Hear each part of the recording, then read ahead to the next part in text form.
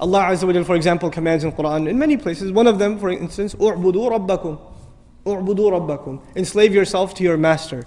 If you want to know, we study a lot of Quran, you know. You could study tafsir for years and years and years and years. And somebody, my teacher asked me actually, one time I was studying with him, and I'd been not years, I was studying Quran with him for like 6 months, and he asked me, give me the summary of the Quran, one sentence. Actually, and I said, one sentence? He goes, okay, fine, 2. So he wants a summary of the whole Quran in 2 sentences. And I'm thinking, I'm going, in my head, I'm doing a review of the stuff he talks about all the time. How am I going to summarize the entire Quran in 2 sentences? And I remembered what he said, and I used it, and he said, you're right. Alhamdulillah. Here's what it was. Number 1, accept Allah as master and accept yourself as slave. A lot of people accept Allah as master, but they still don't accept themselves as slave. Just accept it. Internalize that He is master, you are slave. Accept that. Number 1. And after you accept that, the second sentence, accept that this guidance is only beneficial to people who accept themselves as slaves. That's it. You say, إِيَّاكَ نَعْبُدُ, you accept yourself as slave. Then what are you ready for?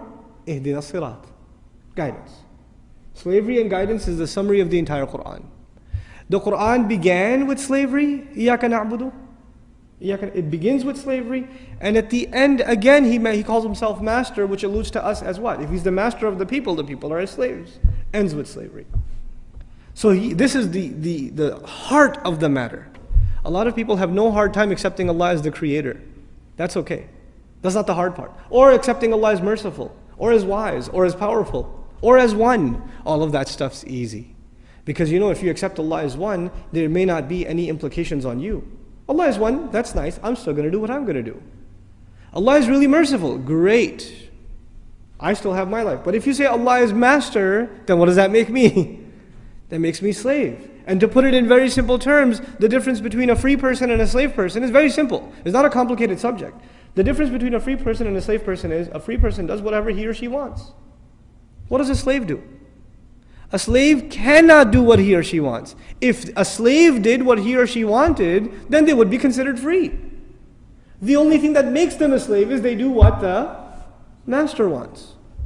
If you accept that your will comes under the will of Allah, your will has to be submitted like a slave before the will of the master.